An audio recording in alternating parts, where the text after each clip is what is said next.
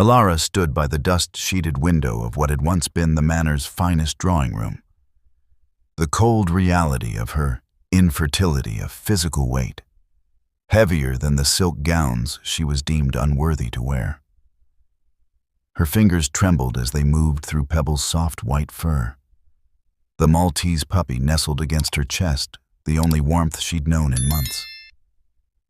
The little creature whimpered, sensing her distress, and Elara pressed her face into that cloud of innocence, fighting tears that had long since run dry.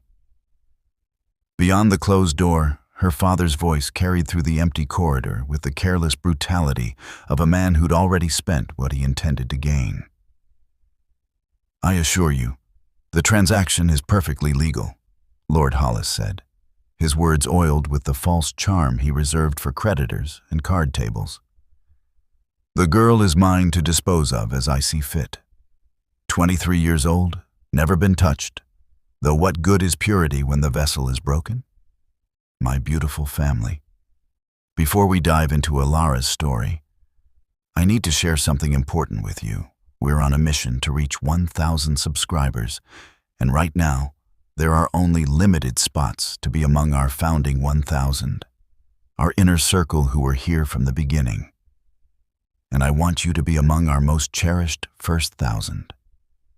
These first 1,000 subscribers will always hold a special place in this community.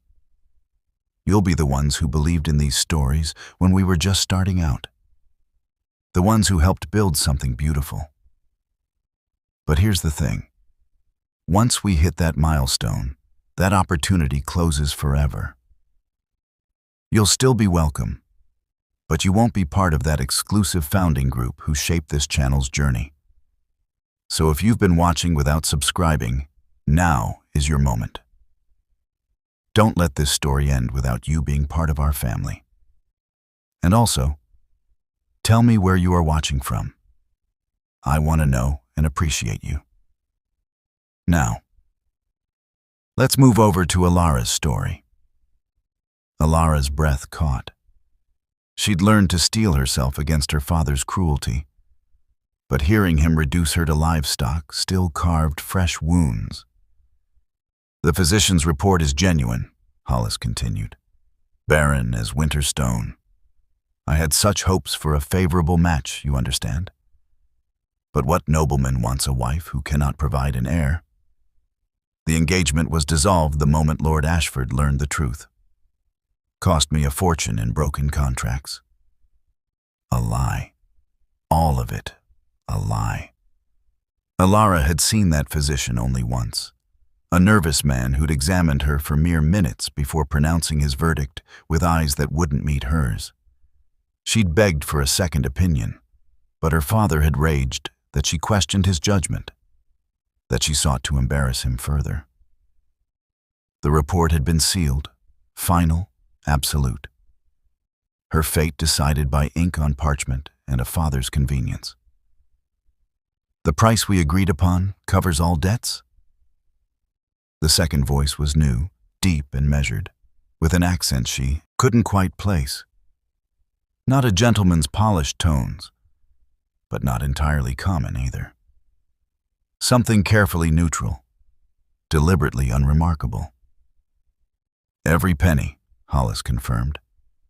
"Though I confess, I'm curious what use you have for damaged goods. She's comely enough, I'll grant, but that is not your concern." The stranger's interruption was soft but absolute, the kind of quiet that commanded more respect than shouting ever could. Elara felt Pebble squirm in her arms, and she loosened her grip, realizing she'd been holding the puppy too tightly. Her heart hammered against her ribs. Sold. Her father was selling her. She'd suspected as much when he'd forbidden her from leaving her chambers these past 3 weeks, when the servants had stopped meeting her eyes, when her mother had tearfully kissed her forehead and whispered, "Forgive me, I cannot stop him." "There is one complication," Hollis said, and Elara heard the shuffle of papers. "The creature, the dog. She's absurdly attached to it, won't let the thing out of her sight. Worthless animal, eats more than it's worth. But she's been quite hysterical about keeping it. The dog is included then. Not a question. I certainly won't keep the yapping pest. Consider it a bonus to our arrangement. Hollis laughed, that false, booming sound that had echoed through too many dinner parties, fooling too many people into thinking him jovial rather than vicious. Truth be told, I'm relieved to be rid of both burdens. Elara pressed her back against the wall, her legs threatening to buckle. Pebble licked her chin, tiny tongue warm and desperate to comfort, and something broke inside her chest. Not her heart, that had shattered weeks ago. This was something deeper, some last vestige of hope that perhaps her father retained some shred of paternal feeling, that he might relent, that this nightmare might end. When? The stranger asked. Immediately, if you're prepared. I have the documents ready for your mark. She's in the east drawing room now. I'll have her brought. No need. I'll collect what I've purchased myself. Footsteps approached the door, measured and unhurried. Elara's throat closed. She had nowhere to run, no refuge left in this house that had become her prison. She thought wildly of the window. But they were 2 stories up, and she would not risk Pebble's life even if she cared nothing for her own. The door opened. The man who entered seemed to fill the doorway despite not being unusually tall, perhaps 6 feet, with shoulders that spoke of labor rather than leisure. He wore rough homespun cloth, the kind servants might wear, but it was clean and well-fitted. Dark hair, darker eyes, and a face that might have been handsome if not for the careful blankness of his expression, as though he'd trained every emotion into submission. But it was the iron collar around his neck that made Elara's vision swim. Thick, unadorned metal, locked with a mechanism she couldn't see. The mark of bondage. The mark of a slave. Her father had sold her to a slave. This is her? The man's eyes moved over Elara with clinical assessment, lingering not on her face or form, but on Pebble, still clutched in her arms. Every disappointing inch, Hollis confirmed from behind him, not bothering to enter the room himself. Take her and be done with it. I have an engagement at the club. The stranger, her new owner, God help her, stepped fully into the room. Up close, Elara could see the details her shock had initially missed. The calluses on his hands, yes, but also the perfect posture, the way he moved with absolute certainty of his place in the world. His eyes, when they finally met hers, held something she didn't expect, not cruelty, not hunger, respect. My name is Garrick, he said quietly, ignoring Hollis entirely. I give you my word that neither you nor your companion will come to harm in my care. Elara's lips parted, but no sound emerged. Pebble, brave, foolish Pebble, barked once, a sharp, protective sound from something that weighed less than a bag of flour. Garrick's expression shifted almost imperceptibly. Was that amusement? Come, he said, extending his hand. Not grabbing, not demanding, offering. We have a long journey ahead. Behind him, Lord Hollis had already turned away, already dismissing her from his thoughts and his life. Elara looked at that broad, indifferent back, at the father who'd called her broken and worthless, who'd traded her like a piece of furniture to settle his debts. Then she looked at the hand extended toward her, scarred and strong, belonging to a man who wore an iron collar, but spoke with the quiet authority of kings. She shifted Pebble to one arm and placed her trembling hand in Garrick's. His fingers closed around hers, warm and steady, and for the first time in months, Elara felt something other than despair. She felt impossibly, the faintest flutter of hope. Garrick's hand remained steady around hers as he guided Elara from the drawing room, his touch neither possessive nor familiar. But something else entirely. Protective, perhaps. Though she couldn't fathom why a man in bondage would protect anything. Lord Hollis led them down the corridor toward his study, his boots clicking against marble with the self-satisfied rhythm of a man who'd just solved an inconvenient problem. "I trust you have transport arranged?" Hollis asked without turning. "I'll not have the neighbors seeing this transaction. Bad enough the scandal of a barren daughter without parading her departure through the front gates." "A carriage waits at the servants' entrance," Garrick replied. His voice that same carefully neutral tone that revealed nothing and everything at once. They descended the rear stairs, the narrow passage Elara had traversed 1,000 times to visit the kitchens as a child. Back when Cook would slip her candied violets and the world had seemed kinder. Pebble whimpered against her chest and she stroked the puppy's ears, drawing what little comfort she could from that tiny, trusting heartbeat. Hollis's study smelled of brandy and old cigars, the mahogany desk cluttered with bills and notices stamped in red ink.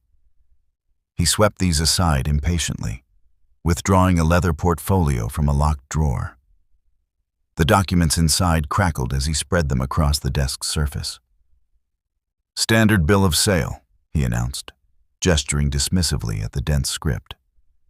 "The girl, Elara Hollis, age 23, transferring all rights and responsibilities. I've listed her as household staff to avoid complications with the magistrate. Technically legal, if anyone bothers to inquire." He produced a second, smaller document. "And the dog? Couldn't remember the creature's name. Does it even have one?" "Pebble," Elara whispered, the first word she'd spoken since Garrick had taken her hand. Both men turned to look at her, and she felt her cheeks burn. "His name is Pebble." Hollis snorted. "Ridiculous name for a ridiculous animal." "Well, Garrick, do you require time to review the terms? Or shall we conclude this business?" Garrick released Elara's hand and stepped toward the desk. For a long moment, he studied the documents in silence, his dark eyes moving across the text with the focused attention of someone who could actually read, and read well. Elara found herself watching the way his jaw tightened almost imperceptibly, the slight flare of his nostrils as though he smelled something foul. "The sum we agreed upon," Garrick said finally, "covers all of Lord Hollis's outstanding debts to my employer?" "Every last one.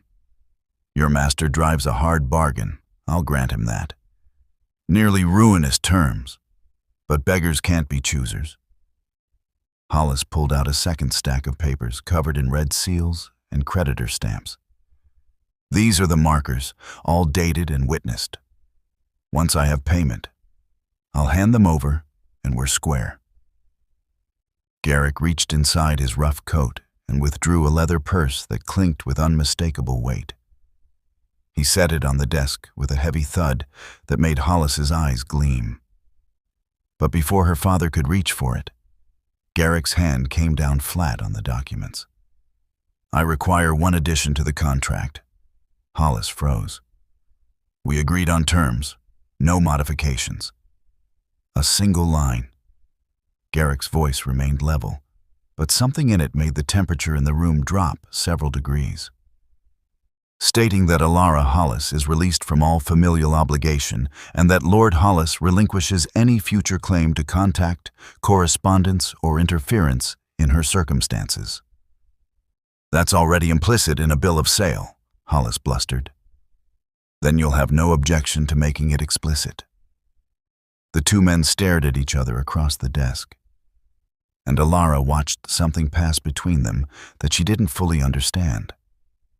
A contest of wills between a nobleman drowning in debt and a slave who somehow commanded the room despite the iron collar circling his throat. "Fine," Hollis spat, snatching up a quill. He scrawled an additional clause at the bottom of the document in careless script, his handwriting degrading with each word. There. Satisfied? Lord Hollis hereby renounces all paternal rights and future claims. Happy? Sign it. Hollis's face purpled. I beg your pardon?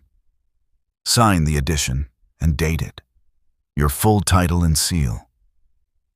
For a heartbeat, Elara thought her father might strike Garrick. His hand trembled on the quill, knuckles white, and she instinctively took a step backward, clutching Pebble tighter. But Hollis mastered himself, fury giving way to greed as his eyes slid back to the purse of coins. He signed with an elaborate flourish, then jabbed the quill toward Garrick. Your mark, then, since I doubt you can write your name. Garrick took the quill, and in handwriting far more elegant than Hollis's educated scrawl, signed a single name in fluid script. Garrick. Not a mark, not an X, but perfect copperplate letters that spoke of expensive tutors and years of practice. Hollis blinked at the signature, frowning, but his attention was already shifting to the purse. He loosened the strings and poured a cascade of gold coins across the desk, enough wealth to settle his debts twice over. His hands shook as he counted, recounted, then swept the markers into the portfolio with barely concealed relief. Pleasure doing business, he muttered, not looking at Elara. Not even a farewell, not even a moment's hesitation. He was already tallying how much would go to the creditors and how much he could keep, already planning his next game, his next wager. Garrick folded the bill of sale with precise movements and tucked it inside his coat. Then he turned to Elara and once again extended his hand. We should leave now. She stared at that offered hand, at the man who'd just purchased her like a mare or a piece of furniture, and felt a wild, hysterical laugh building in her throat. This was her life now. This was her future. A slave's property, bound for God knew where, with nothing but a puppy and the clothes on her back. But when she looked into Garrick's eyes, she saw none of the triumph or satisfaction she'd expected. Instead, she saw something that looked almost like anger. Not at her, but for her, as though the transaction they'd just concluded offended him on some fundamental level. Where are we going? She managed to ask. Somewhere safe? I don't understand. She glanced at the collar, unable to finish the sentence. I know what I am. His voice softened slightly. But I also know what you are, and it isn't what he claimed. Before she could question this cryptic statement, Hollis waved them away with an impatient gesture. Yes, take her and go. Use the servant's door. And Elara. He finally looked at her, his bloodshot eyes cold and empty. Do try not to embarrass the family name any further. You've done quite enough damage. The words should have hurt. Perhaps a few weeks ago they would have. But Elara found she had no more capacity for pain where her father was concerned. That well had run dry. Garrick's hand remained extended, patient and unwavering. She placed her fingers in his palm, felt the warmth and calloused strength there, and allowed him to lead her from the study. Behind them, she heard the clink of coins as Hollis counted his gold again, the sound of her worth measured in metal and greed. They emerged into the gray afternoon through the servants' entrance, where a covered carriage waited with a driver who kept his eyes carefully forward. Garrick opened the door himself, gesturing for Elara to enter first. The interior was clean and well-appointed, far nicer than she'd expected for a slave's transport. She settled on the cushioned bench, Pebble still pressed against her heart, and watched as Garrick climbed in opposite her. The door closed, sealing them in dim intimacy, and the carriage lurched into motion. For several long minutes, neither spoke. Elara studied the man across from her, this Garrick who wrote like a scholar and negotiated like a merchant prince despite the bondage collar. He sat with perfect posture, hands resting calmly on his knees, gaze directed out the small window at the passing countryside. "Why did you do that?" she finally asked. "The addition to the contract." He turned to look at her, and in the carriage's shadows, his eyes seemed darker, older than his face suggested. "Because," he said quietly, "you deserved at least that much dignity in your departure." Pebble chose that moment to squirm free from Elara's arms, the puppy scrambling across the carriage to investigate this new person with fearless curiosity. Garrick caught the small creature gently before Pebble could tumble to the floor, cradling the dog with surprising tenderness. "Hello, Pebble," he murmured, and the puppy licked his chin enthusiastically, tail wagging with the innocent joy only dogs possessed. Watching this man, this slave, smile faintly at her puppy's antics, Elara felt something shift in her chest. Not hope, not yet, but perhaps the first fragile possibility that her new cage might have more room to breathe than her old one. The carriage rolled through the countryside for hours, leaving behind the familiar landmarks of Elara's former life.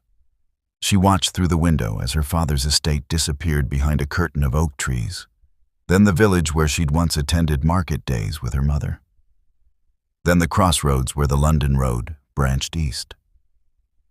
With each passing mile, the world grew stranger, more unknown.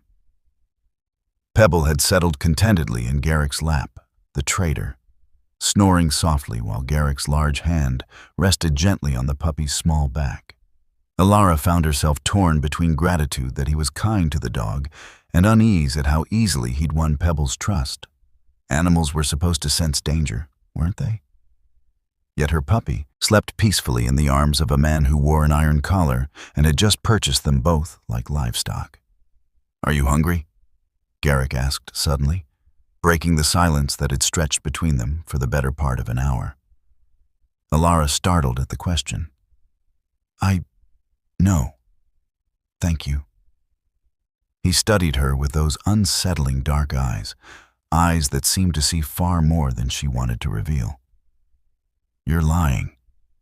When did you last eat?" "This morning." Another lie. It had been yesterday at breakfast, a piece of dry toast she'd forced down while her mother wept silently across the table. Garrick rapped twice on the carriage roof, and the vehicle slowed to a stop. He shifted Pebble carefully to the seat beside him and opened the door, stepping out before turning to offer Elara his hand. She hesitated, then accepted, allowing him to help her down onto the road. They'd stopped beside a small grove where a stream bubbled over smooth stones. The driver, an older man with kind eyes and a weathered face, was already unhitching the horses to let them drink. 20 minutes, Garrick told him, then guided Elara toward a fallen log that made a natural bench. From inside his coat, he produced a cloth bundle that unfolded to reveal bread, cheese, sliced apples, and cold chicken. Eat. It wasn't a request. Elara sat, smoothing her skirts with trembling hands, and accepted the food he offered. The bread was fresh, the cheese sharp and good. Better quality than she'd expected a slave to possess. She ate slowly at first, then with increasing hunger as her body reminded her how long it had been since she'd properly fed it. Garrick crouched by the stream and filled a small flask with water, which he brought to her along with a tin cup. While she drank, he prepared a second portion of food, chicken torn into tiny pieces, which he placed on a flat stone. A sharp whistle brought Pebble bounding from the carriage, and the puppy attacked the meal with enthusiastic gratitude. "You came prepared?" Elara observed, watching Garrick ensure Pebble also had water in a shallow bowl he'd produced from somewhere. "I try to anticipate needs." He settled on the grass nearby, not on the log beside her, maintaining a respectful distance that surprised her. The journey is long. We won't reach our destination until tomorrow evening. And where is our destination? The coast. A house where you'll be safe. Safe from what? The question emerged sharper than she'd intended. I'm your property now. The contract was clear. What safety does property need beyond its owner's protection? Garrick was quiet for a long moment, watching Pebble nose around the grass in search of interesting scents. When he finally spoke, his voice was careful, measured. You are not property, Elara. Not to me. The contract was necessary, but you are not a thing to be owned. You wear a collar that says otherwise about yourself. His hand rose unconsciously to touch the iron band at his throat, and something flickered across his face. Was it anger? Resignation? Appearances, he said softly, are often deceiving.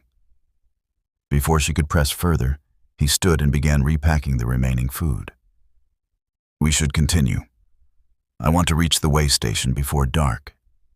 There's an inn there, clean and respectable. You'll have a private room, a proper bed. The afternoon wore on in renewed silence, though this time Elara found herself studying her mysterious companion rather than the landscape. Everything about Garrick contradicted itself. The rough clothes but meticulous manners, the bondage collar but authoritative bearing, the slave who gave orders to free men and was obeyed without question. When the driver stopped at the way station, as dusk painted the sky purple and gold, Garrick helped Elara down and spoke quietly to the innkeeper, a stout woman with sharp eyes who nodded at whatever he said and led them to a clean room on the second floor without asking questions or demanding payment up front. Supper will be brought up, the woman said, her tone respectful in a way that made no sense for addressing a man in bondage. Anything else you require, sir? A basin of water for the dog, if you would, and perhaps some scraps from the kitchen. Right away. She bustled out, leaving Elara alone with Garrick in the small but comfortable room. You'll sleep here, he said, gesturing to the bed with its clean linens and thick quilt. I'll be in the room next door. Lock your door if it makes you feel safer. Where is your owner? The question burst out before she could stop it. The man you purchased me for. When will I meet him? Garrick's expression shifted into something unreadable. In time. For now, you need rest. The final leg of our journey tomorrow will be taxing. He moved toward the door, but Elara found herself standing, words tumbling out in a rush. You speak like a gentleman. You read and write better than my father, who had tutors from Oxford. You command respect from free people despite that collar. Who are you? He paused with his hand on the door latch, his back to her. And for a heartbeat, she thought he might actually answer. Instead, he said, Get some rest, Elara. Tomorrow will bring its own revelations. At least tell me why you added that clause about my father relinquishing future claims. Why did that matter to you? This time he did turn, and the intensity in his eyes made her breath catch. Because I've seen too many men like Lord Hollis destroy what they should protect. Because you deserve to walk away from that house knowing he can never reach you again, never hurt you again. Because he stopped himself, jaw tightening. Because it was the right thing to do. Later, after a supper of roasted lamb and vegetables had been delivered and consumed, after Pebble had been fed and walked and was now sleeping in a nest of blankets by the fire, Elara stood at the window looking out at the star-scattered sky. A soft knock made her turn. Garrick's voice came through the door. May I enter for a moment? She opened it to find him holding a small book bound in leather. I thought you might have trouble sleeping in a strange place. Reading sometimes helps." She took the book, a collection of poetry, expensive and well-worn, and noticed an inscription on the inside cover in that same elegant script she'd seen on the contract. To Kay, "May words be your compass when the world grows dark." "Kay?" she asked, looking up at him. "A friend's book. He won't mind you borrowing it." Garrick gestured toward the window. "The stars are particularly bright tonight. Do you know the constellations?" "A few. My mother taught me Orion and the Pleiades." He stepped to the window, keeping a careful distance, and pointed toward the northern sky. "There. Ursa Major, the Great Bear. And if you follow the 2 stars at the edge of the cup, they point to Polaris, the North Star. Sailors use it to navigate when all other landmarks fail." "You know navigation?" "I know many things that might surprise you." His voice held a trace of something: amusement? Sadness? "The stars don't care about the collars men wear. They shine the same for everyone." He showed her 3 more constellations, speaking with the easy knowledge of someone who'd spent countless hours studying the heavens. And Elara found herself relaxing, despite the strangeness of her circumstances.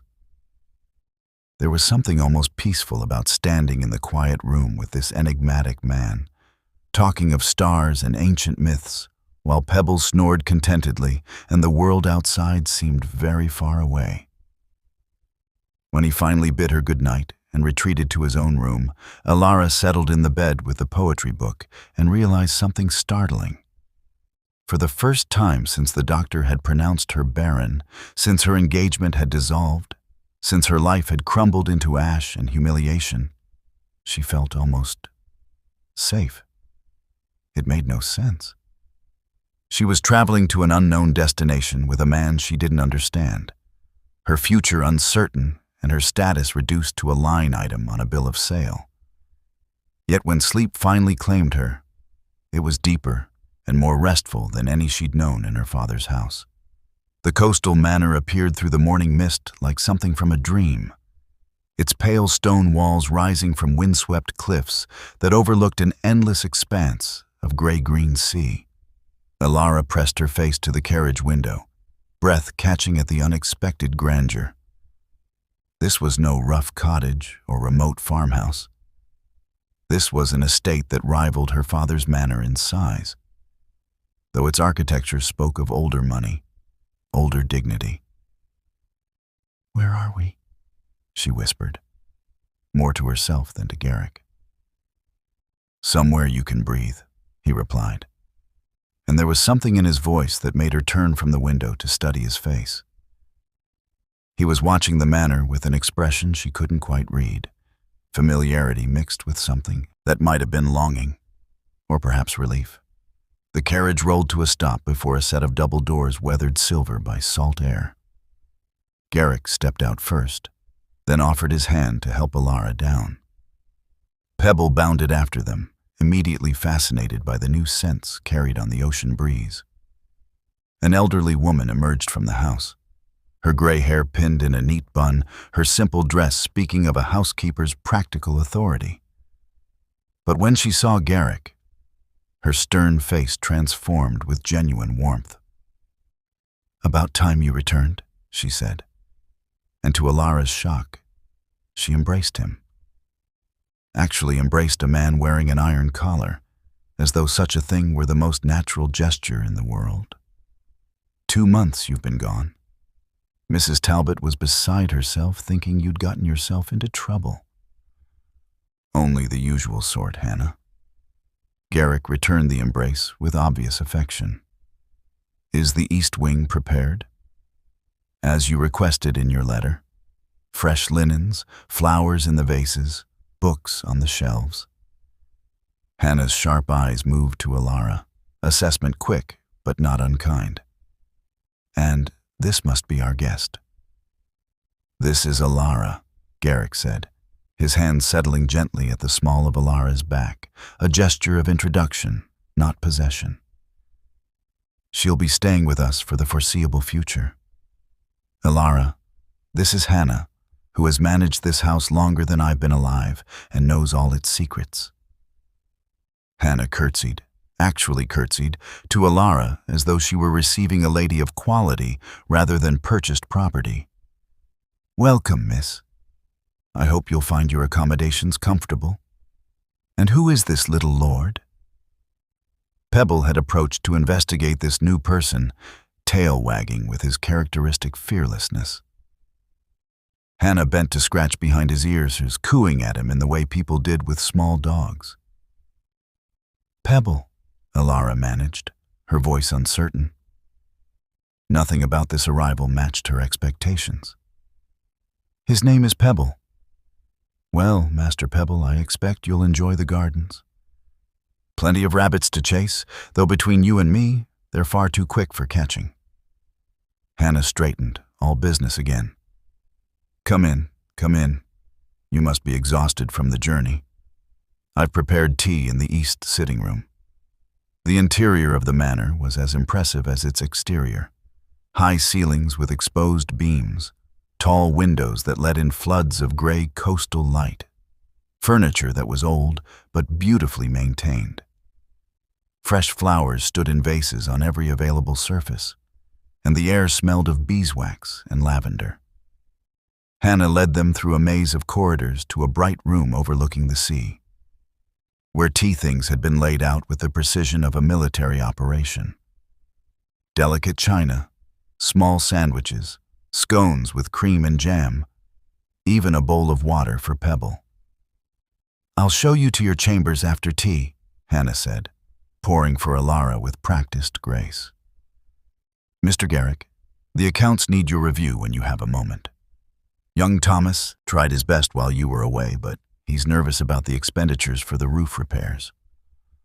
I'll look at them this afternoon, Garrick replied, accepting his own cup. He sat across from Elara, the iron collar at his throat, a jarring contrast to the refined setting, the easy authority with which he spoke. How is Thomas managing otherwise?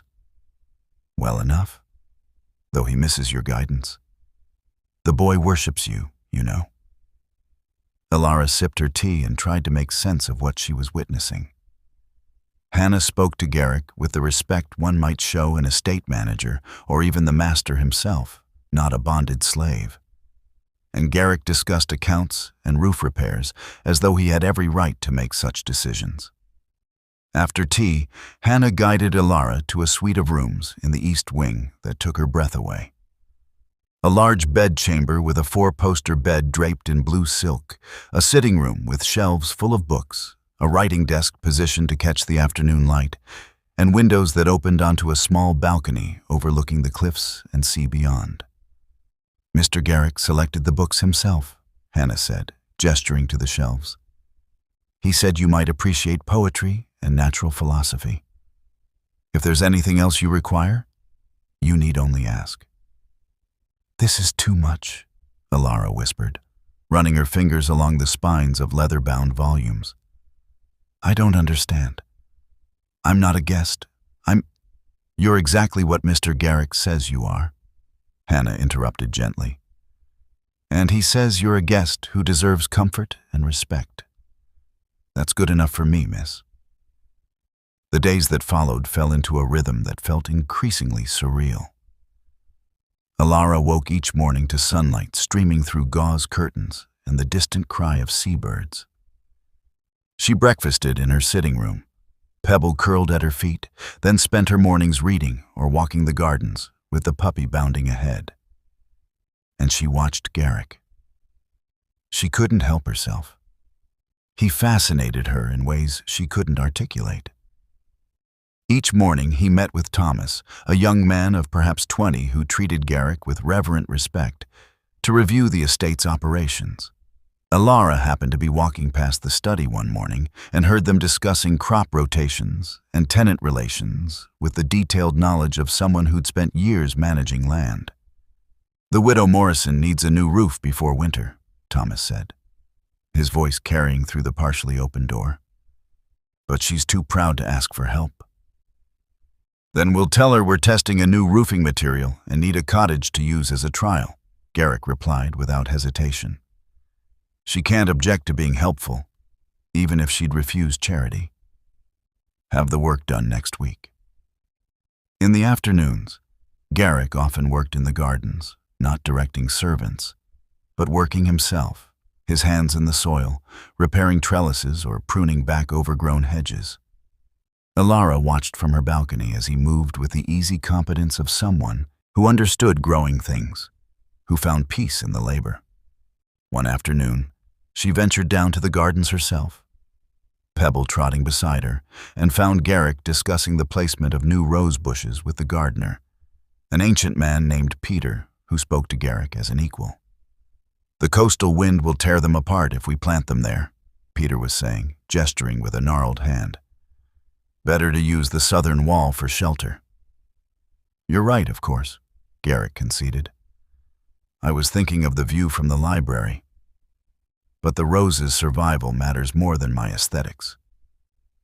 You always were more sensible than your... Peter stopped abruptly, eyes darting to where Elara stood on the path. Begging your pardon, miss. Didn't see you there. Don't mind me, Elara said quickly. I'm just walking Pebble. Garrick turned, and something in his expression shifted when he saw her. A softness that made her heart do strange things in her chest. Would you like to see the rose garden? It's quite beautiful this time of year. She nodded, unable to trust her voice, and fell into step beside him as Peter excused himself with a knowing smile. They walked in comfortable silence through beds of late summer blooms, Pebble investigating every interesting smell. You run this estate, Elara said finally. It wasn't a question. I manage it, yes. But you're, she gestured helplessly at the collar. Bound? Yes.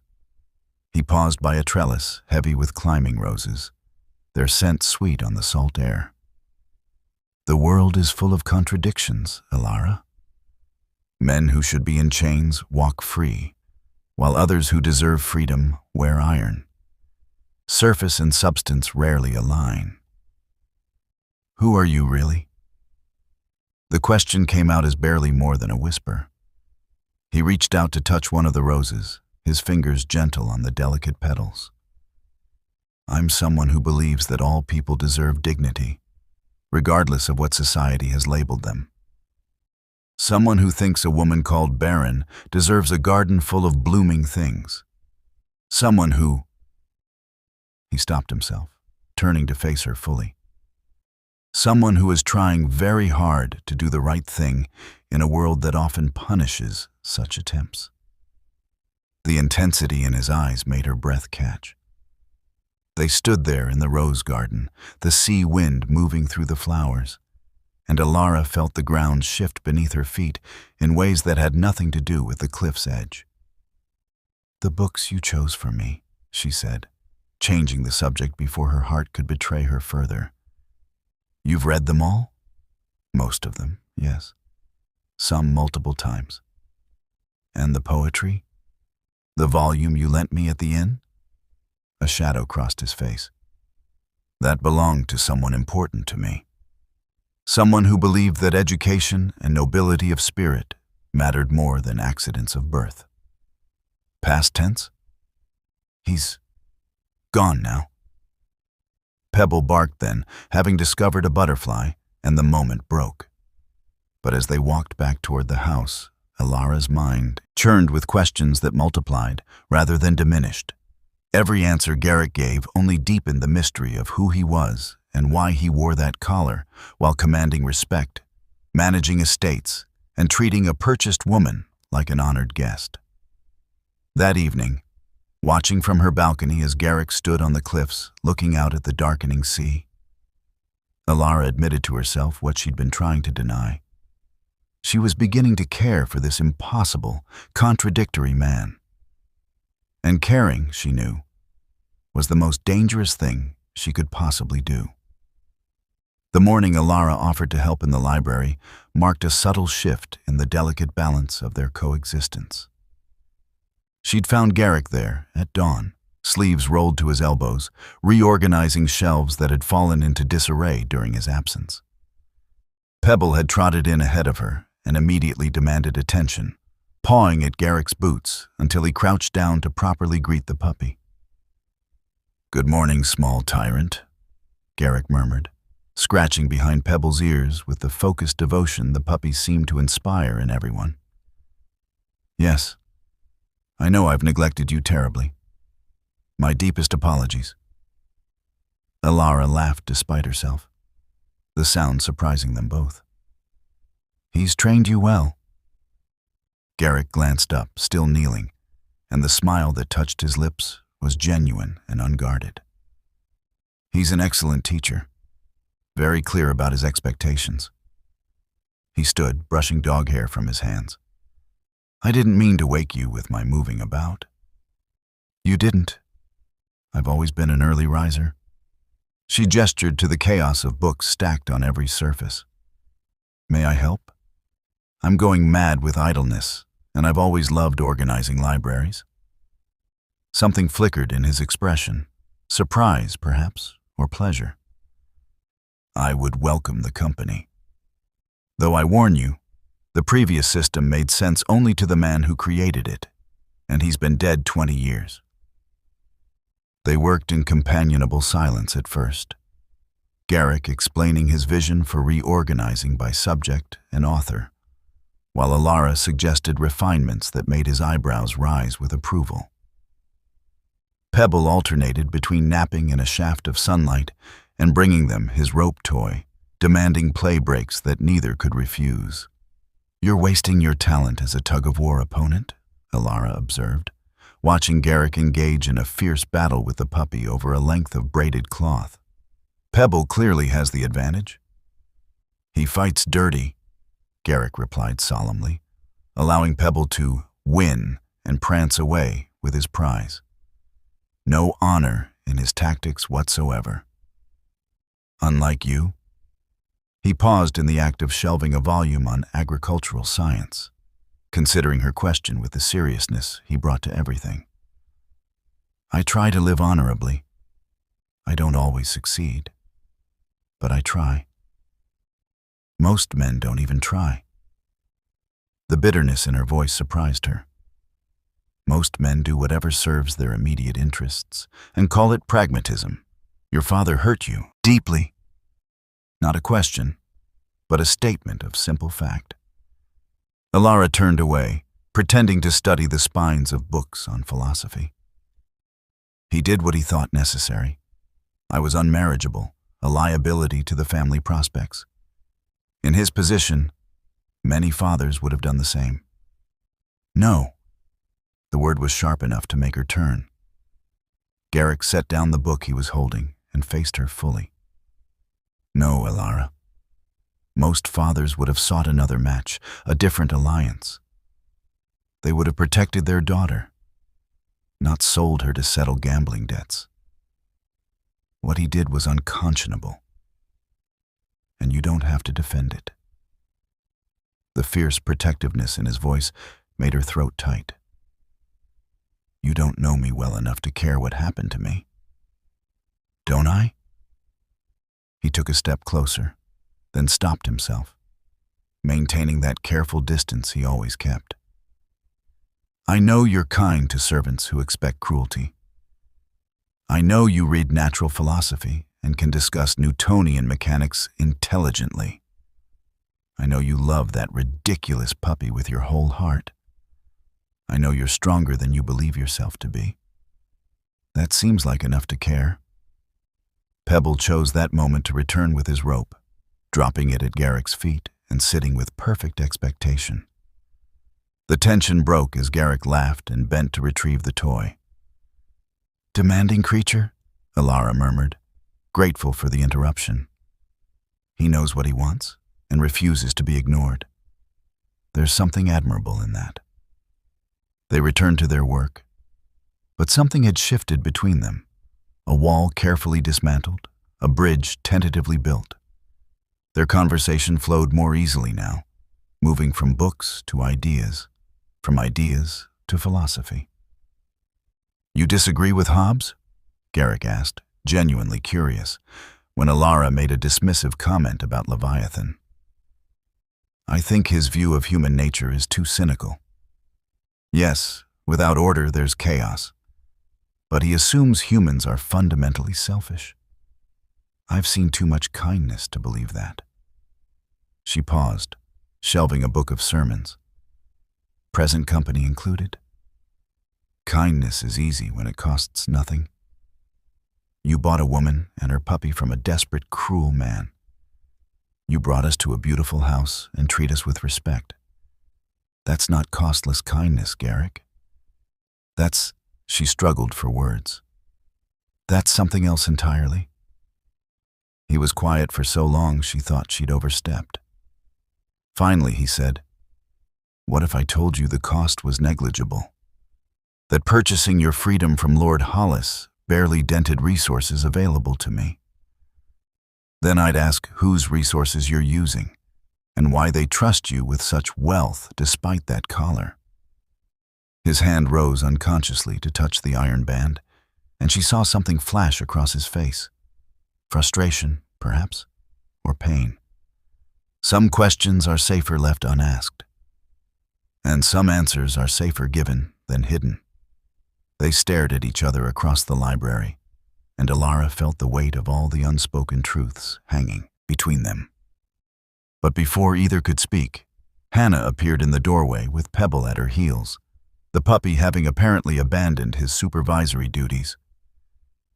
Begging your pardon, Mr. Garrick, but the fishmonger is here with the weekly delivery, and he's asking about payment terms. Says his ledger shows an outstanding balance. Garrick sighed, the moment dissolving. I'll handle it. Excuse me, Elara. He left, and Elara found herself standing alone in the library, surrounded by half-organized books and the ghost of a conversation that felt important, though she couldn't quite articulate why. The afternoons brought different work, the gardens, where Garrick insisted on doing manual labor himself, despite having gardeners available. Elara often joined him, finding peace in the simple tasks of weeding and pruning. Pebble, Heartfelt, helped by digging enthusiastic holes and bringing them sticks he'd liberated from the woodpile. You're ruining the flower beds, Garrick told the puppy without heat, filling in yet another excavation. He's practicing his hunting skills, Elara defended, though she was laughing. Very important work. Hunting what? Particularly aggressive pebbles? She threw a handful of soil at him, shocking herself with the playful gesture.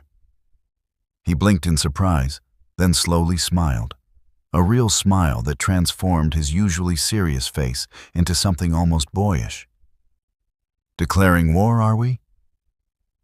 You insulted my dog's professional competence. I had no choice. They worked until the sun slanted golden across the cliffs, their conversation ranging from gardening to literature to Elara's careful questions about estate management. Garrick answered thoughtfully, never condescending, treating her curiosity as legitimate rather than unusual for a woman. You'd have made an excellent steward, he observed, watching her calculate the water needs for the new plantings with quick mental arithmetic. Women aren't permitted such positions. More's the pity. You have a better head for logistics than half the estate managers I've known. The compliment warmed her more than it should have. She studied his profile as he worked, noting the concentration in his expression, the capable strength in his hands, the way he moved with unconscious grace despite the rough labor. Why are you kind to me? The question emerged before she could stop it. He paused mid-motion, trowel suspended over the earth. Why wouldn't I be? Because you purchased me. Because she gestured helplessly at herself. Because I'm broken, useless, exactly what my father claimed. Garrick set down the trowel and turned to face her, his dark eyes intense. You are not broken. You are not useless. And your father is a liar who deserves, He stopped himself, jaw tight with suppressed anger. You deserve kindness, Elara. You deserve respect and safety and the freedom to become whatever you wish to be. That's not charity. That's basic human decency. Pebble, sensing the emotional weight of the moment, abandoned his hole digging to press against Elara's leg, whining softly. She picked him up, holding his warm, solid weight against her chest like a talisman. I don't know what to do with decency, she admitted quietly. I've forgotten what it feels like. Then we'll practice together. Garrick's voice was gentle now, the anger banked. Small steps. You're safe here, Elara. You don't have to be anything other than yourself. That evening, they sat together on the terrace overlooking the sea. Pebble sprawled across both their laps in a boneless heap of contentment. The sky blazed orange and pink as the sun sank toward the horizon, and Elara felt something unfamiliar stirring in her chest. Not quite happiness, but perhaps its precursor. Hope, maybe, or the fragile beginning of trust. Thank you, she said softly. For what? For seeing me. Not the label, not the lie, but me. Garrick's hand found hers where it rested on Pebble's fur, his fingers warm and calloused and steady. You're impossible to overlook. They sat in silence as darkness gathered, neither willing to break the moment, while the sea whispered against the cliffs and pebbles snored between them. And Elara realized with quiet certainty that she was falling in love with a man whose true name she didn't even know. The nightmare came 3 weeks after Elara's arrival at the coastal manor, vivid and cruel as always. She was standing in a physician's cold examination room while faceless men pronounced judgment on her body, their voices echoing with clinical detachment. Barren, worthless, broken. She woke gasping, Pebble whining and licking her face with anxious devotion. Dawn was still an hour away, but sleep had fled beyond recall. Elara wrapped herself in a shawl and moved to the balcony, seeking comfort in the steady rhythm of waves against rock. The sea never judged, never found her lacking. She didn't hear Garrick approach until he spoke from the doorway behind her. Nightmares? She should have been startled, should have felt invaded. But instead, she felt only a weary relief that she wasn't alone with her demons. How did you know I was awake? I heard Pebble's distress through the wall. May I? He gestured to the space beside her on the balcony. She nodded, and he joined her, bringing with him the scent of soap and something woodsy, cedar, perhaps. They stood in silence for several minutes, watching the sky slowly lighten from black to deep blue. Do you want to talk about it? Garrick asked finally, his voice carefully neutral, offering her the choice. Elara found herself speaking before she'd consciously decided to trust him with this particular wound. I dream about the examination, the physician my father hired to confirm my condition. Her hands tightened on the balcony rail. It was over so quickly. He barely looked at me, barely asked questions, just a few minutes, and my entire future was decided. Tell me about it. Not a command, but an invitation. Everything you remember. So she did. The words spilled out like poison she'd been holding too long. The nervous physician who wouldn't meet her eyes. Her father's presence in the room despite her protests. The rushed nature of the examination, the sealed report she'd never been allowed to read herself. He didn't ask about my monthly courses, she said, the details suddenly sharp in her memory. Isn't that strange? Surely that would matter for such a diagnosis. Garrick was very still beside her, his profile carved from stone in the growing light. What else did he not ask? Anything about pain or irregularity or my health history? He just... She struggled to articulate the wrongness she'd sensed even then. He seemed frightened. Of my father, I think. And eager to leave. What was his name? Dr. Whitmore, from London, my father said. A specialist in women's conditions. She laughed bitterly. Though he seemed remarkably uninterested in the actual condition he was diagnosing. Garrick's jaw tightened, a muscle jumping beneath the skin. And you never sought a second opinion? My father forbade it. Said I was being hysterical, that questioning Dr. Whitmore's expertise was an insult to his judgment. By the time I might have defied him, my engagement was already broken, the rumors already spreading. What would have been the point?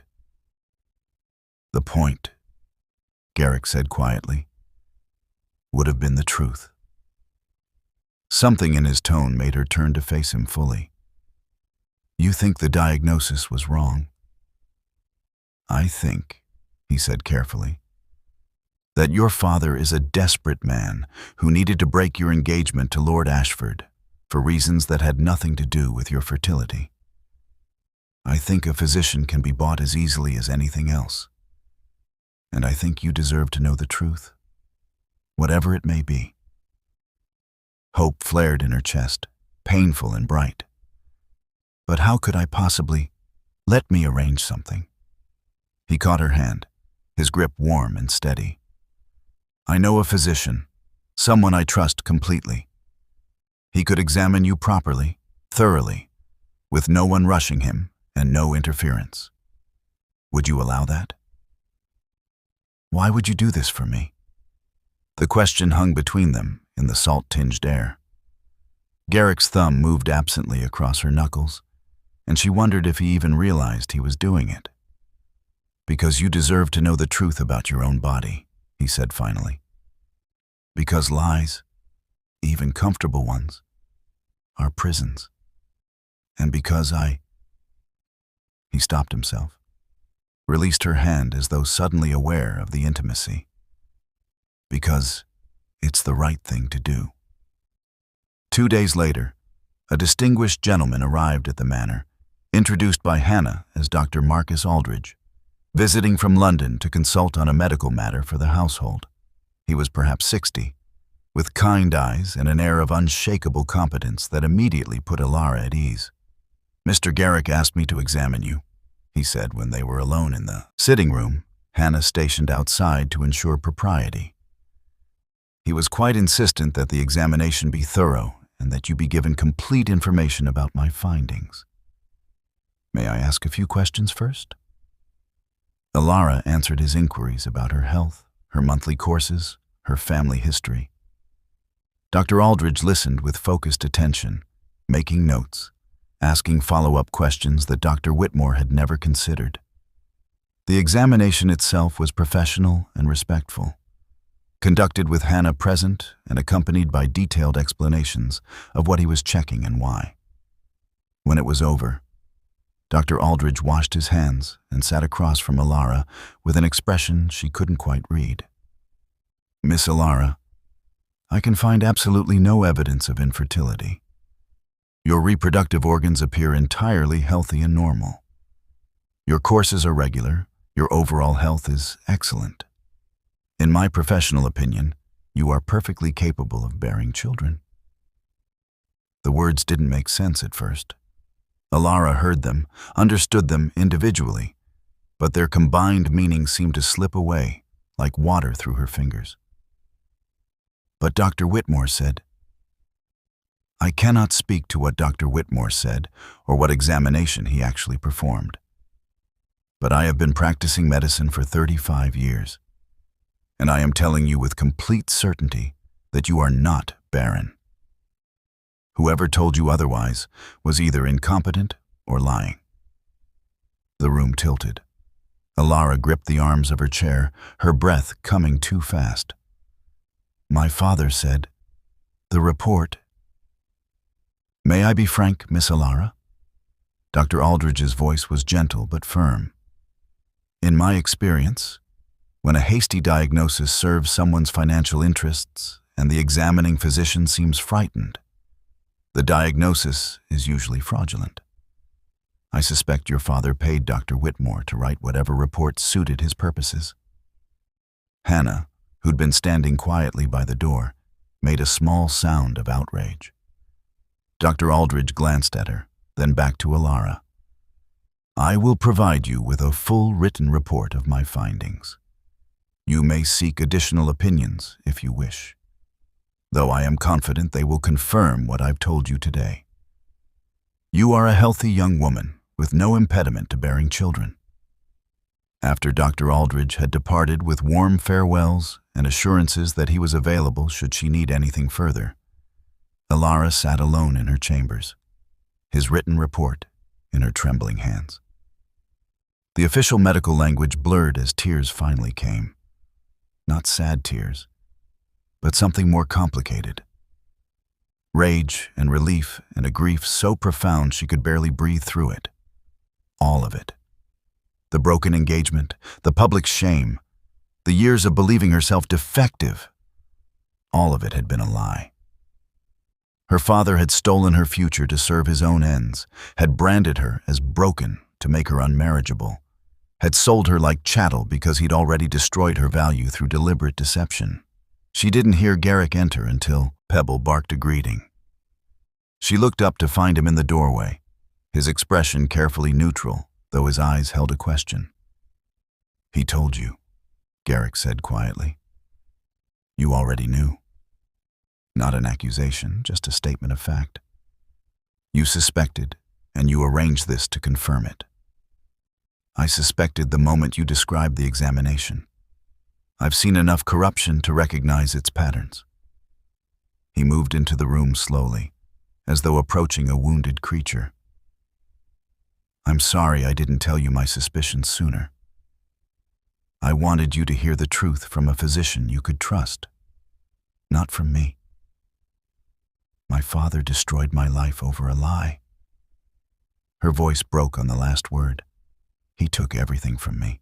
My future, my reputation, my sense of worth, and it was all a calculated fraud. Garrick knelt before her chair, his hands covering hers where they clutched Dr. Aldridge's report. He took what he could touch, your engagement, your place in society. But he couldn't touch what actually matters. Your kindness, your intelligence, your strength. Those were always yours, Elara. The lie couldn't change that. But I believed it. I believed I was broken, worthless. You're not. You never were. His voice was fierce now, almost angry. And Lord Hollis will answer for what he did. I swear to you, he will not escape consequences. She looked into his eyes, seeing the promise there, and something else, something that made her heart race. How can you ensure that? She gestured at the collar, at the impossible contradiction of a bonded man who commanded physicians and promised justice. Trust me, he said softly. Trust me a little longer, and I will give you the truth about everything. But first, I need you to know this. The lie about your fertility doesn't define you. It never did. You are exactly who you were meant to be, and that is someone extraordinary. Pebble, sensing the emotional intensity, squeezed between them and licked both their faces with democratic enthusiasm. Despite everything, Elara laughed through her tears. He's right, she murmured, scratching the puppy's ears. Enough sadness. We're being dramatic. Pebble has excellent instincts about these things. That evening, Elara stood on her balcony, watching Garrick walk the cliff path with the puppy, and she felt the weight of the lie finally lifting from her shoulders. She wasn't broken. She had never been broken.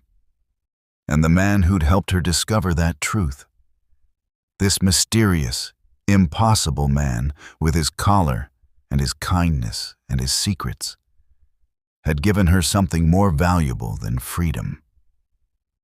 He'd given her back herself. The storm rolled in from the sea with little warning, transforming the afternoon sky from pale gray to bruised purple in a matter of minutes.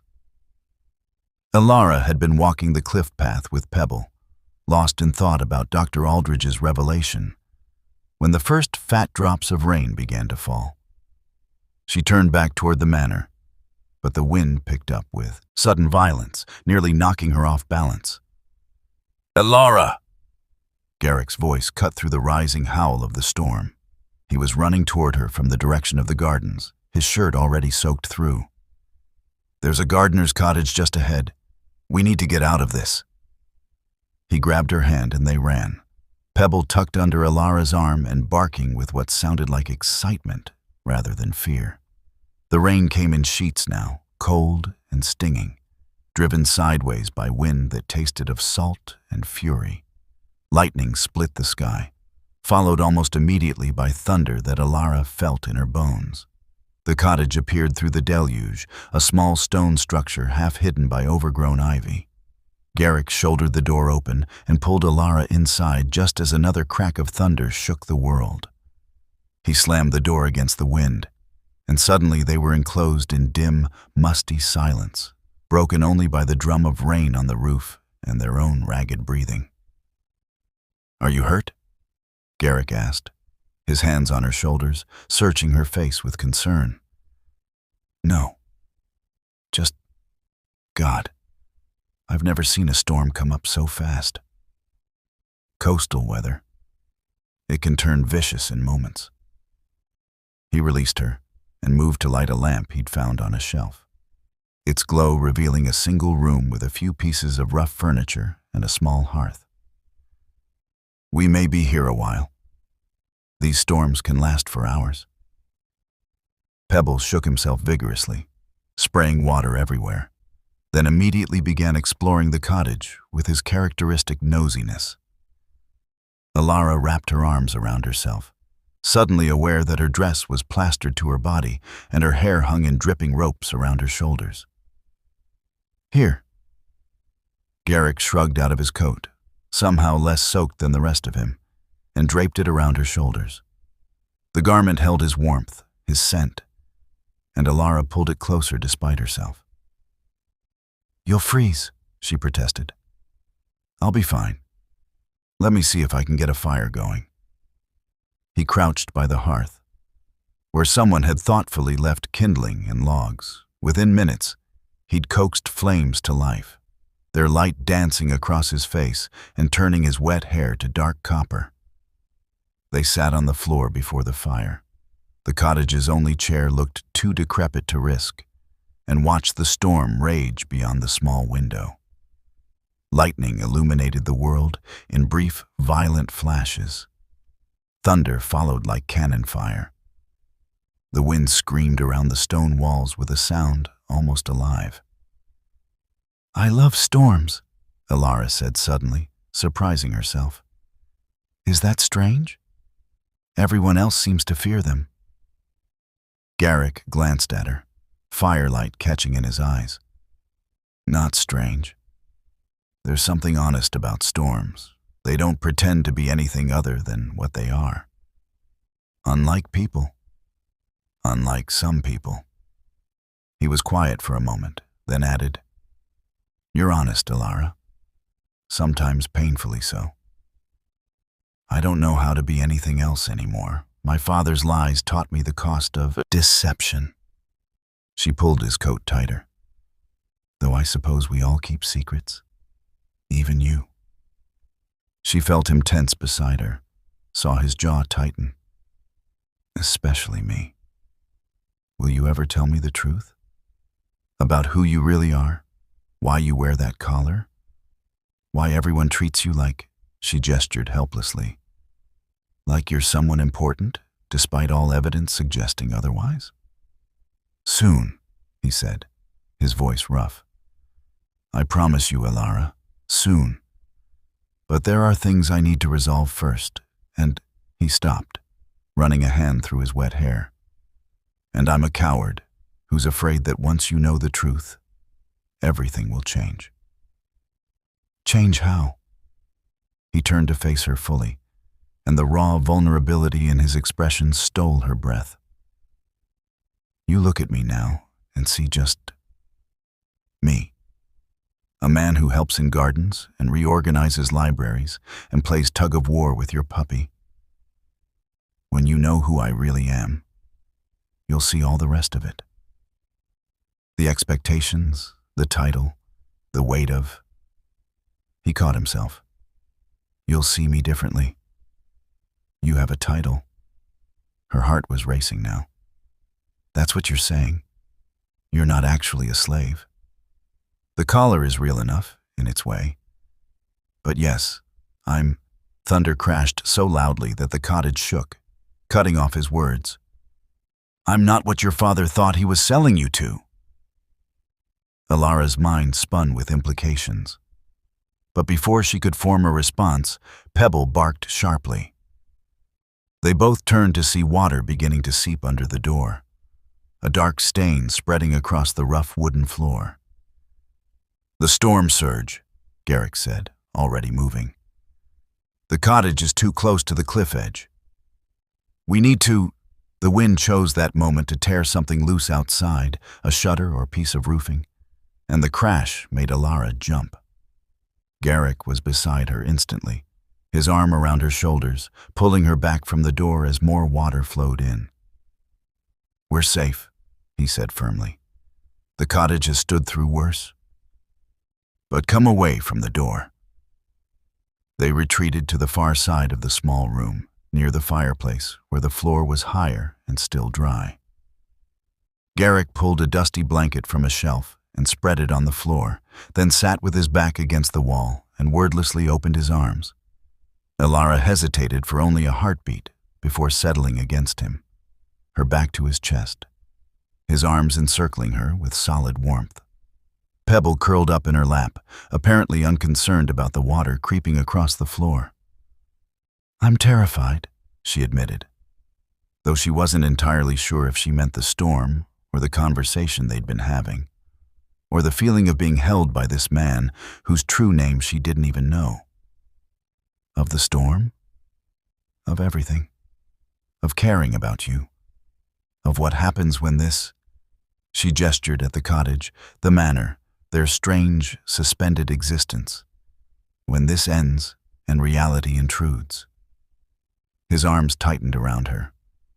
What if I told you this is reality? This moment, right here, is more real than anything else. Then I'd say you're a romantic hiding behind a practical exterior. She felt his chest move with quiet laughter. Guilty.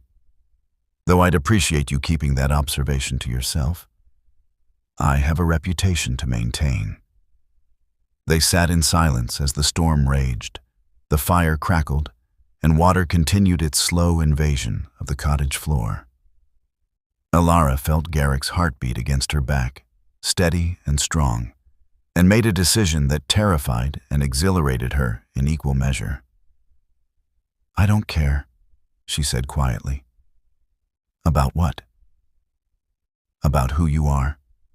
Title, status, whatever truth you're hiding, I don't care. She turned in his arms to face him, disturbing Pebble, who gave an annoyed huff and relocated to the blanket.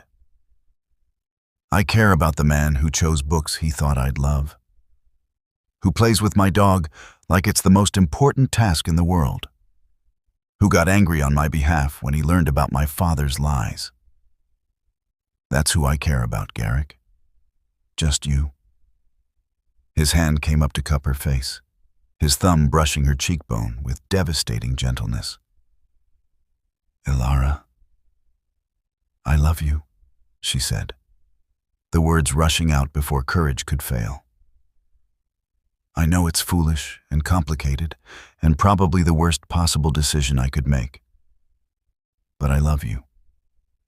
Not who you might be, but who you are, right here, right now.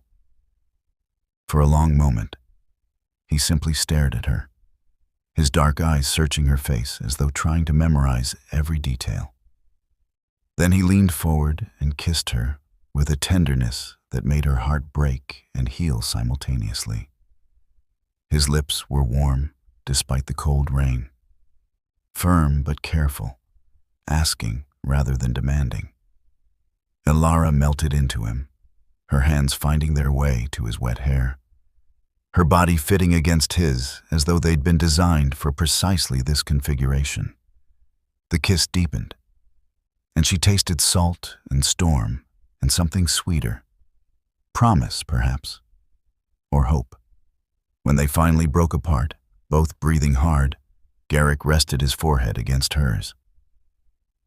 "I love you," he whispered. "God help me, Elara. I love you so much it terrifies me. I've loved you since you defended Pebble's professional competence as a hole digger. Since you threw dirt at me in the garden. Since you looked at me wearing this damned collar and still saw someone worth trusting. Then trust me with the truth. Please. Whatever it is, whoever you are, I can handle it." He pulled back slightly, his expression torn. "After my cousin arrives.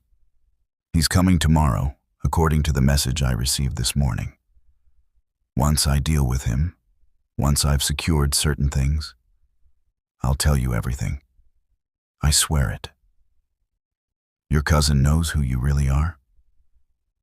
"Unfortunately, yes. And he's going to complicate everything." Garrick's jaw tightened. "But I won't let him hurt you. Whatever happens, Elara, you're protected. You're free. That contract your father signed gives my position, certain rights that even my cousin can't override." The storm was beginning to ease, the thunder growing more distant, the rain softening from downpour to steady patter. Pebble had fallen asleep on the blanket, his small body twitching with dreams. Elara kissed Garrick again, softer this time, trying to pour into it all the trust and love and faith she couldn't quite articulate. When she pulled back, she saw her own emotions reflected in his eyes. "I'm not afraid," she lied. "Liar," he said gently. "But I love you for the courage it takes to pretend." They sat together as the storm died and the fire burned low, holding each other against whatever tomorrow would bring. And Elara discovered that loving a man whose true identity remained a mystery was somehow the freest choice she'd ever made. Lord Edmund arrived in a carriage bearing a ducal crest that made Elara's breath catch. A silver wolf on a field of midnight blue, the same crest she'd seen embroidered on some of the linens in the manor. He stepped down with the languid confidence of a man who'd never questioned his place in the world, his expensive boots crunching on the gravel drive as though he owned it. Elara watched from the library window, Pebble in her arms, as Garrick emerged from the house to greet the visitor. Even from this distance, she could see the tension in Garrick's shoulders, the careful blankness of his expression. "Cousin," Edmund's voice carried through the open window, dripping with false warmth. "What a relief to finally locate you. The family has been quite concerned about your extended absence." "Edmund." Garrick's tone was neutral, revealing nothing. "I wasn't expecting you." Clearly. Edmund's gaze swept over Garrick's simple clothes, lingering with pointed significance on the iron collar.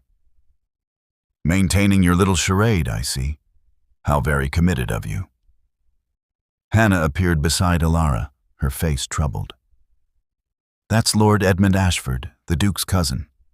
He's been searching for Garrick these past 2 months. Nothing good ever comes of his visits." "The Duke?"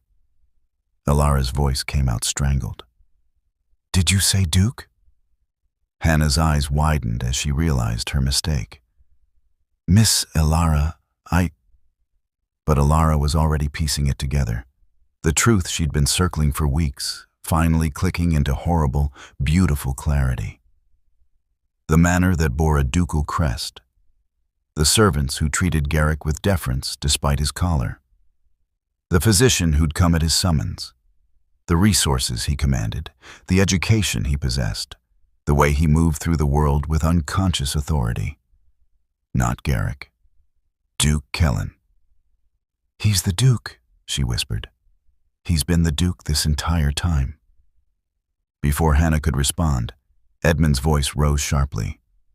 "You will invite me inside, Kellen, and we will discuss this farce you're perpetrating. Now." Elara watched Garrick, Kellen, gesture toward the house with rigid courtesy.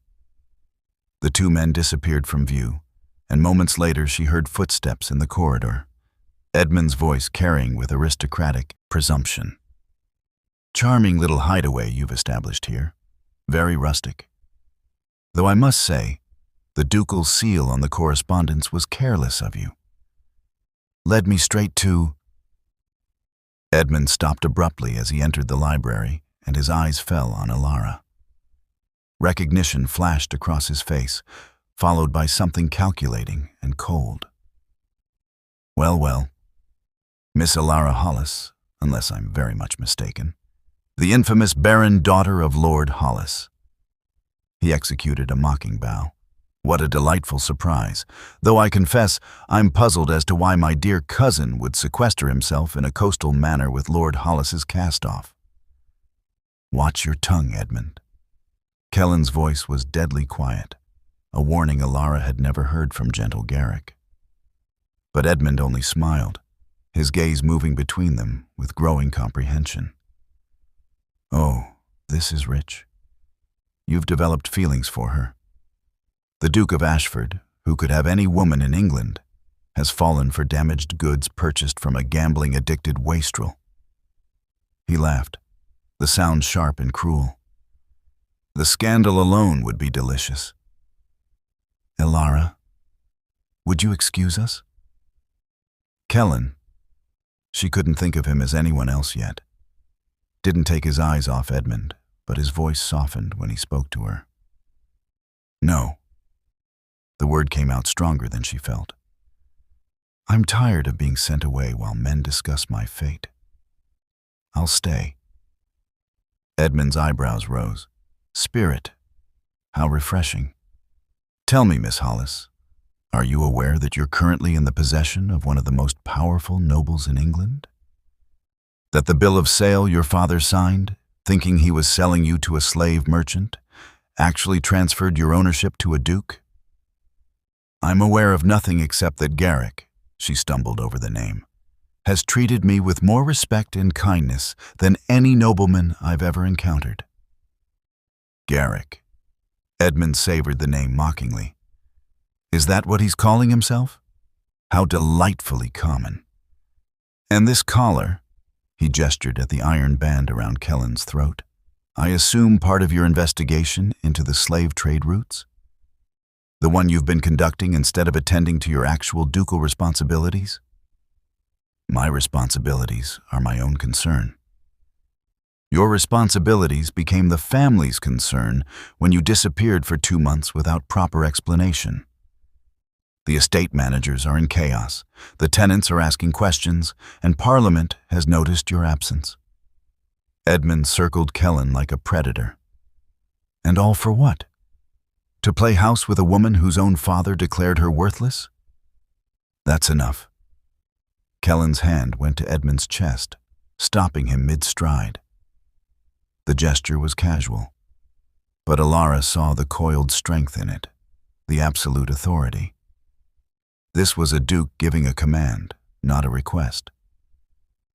Edmund stepped back, but his smile never wavered. The situation is quite clear, cousin. You've been conducting unauthorized investigations and formed an inappropriate attachment to purchased property. The family council will be very interested in this development. What do you want, Edmund? Want? I want you to return to London and resume your duties. I want this absurd masquerade to end, and... His gaze slid to Elara, assessing, I want the girl. The temperature in the room seemed to drop. Pebble growled low in his throat, sensing the threat even if he didn't understand it. "Absolutely not," Kellen said flatly. "She's property, Kellen. Property can be transferred, sold, traded. I'll pay you twice what you paid her father. Consider it a favor. I'll take this embarrassing complication off your hands, and you can return to London with your reputation intact. She is not for sale. Everything is for sale." Edmund moved closer to Elara, and she instinctively backed away, clutching Pebble tighter. "Besides, the barren ones are quite useful for certain purposes.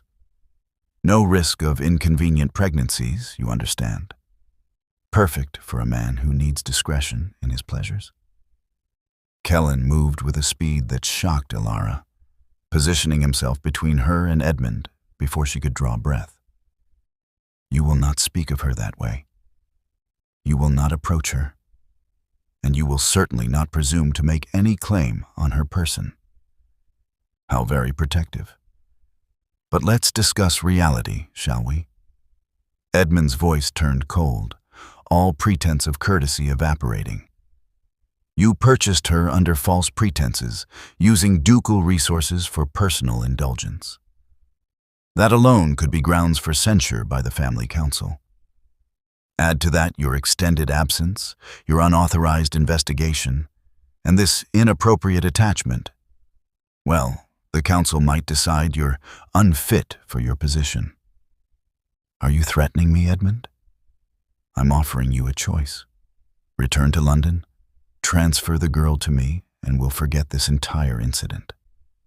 Or refuse, and I'll ensure the family council hears every sordid detail of your coastal adventure. I'll make certain they know you've been neglecting your duties to play at investigating while forming romantic attachments to broken women." Elara felt the words like physical blows. Broken. Damaged goods.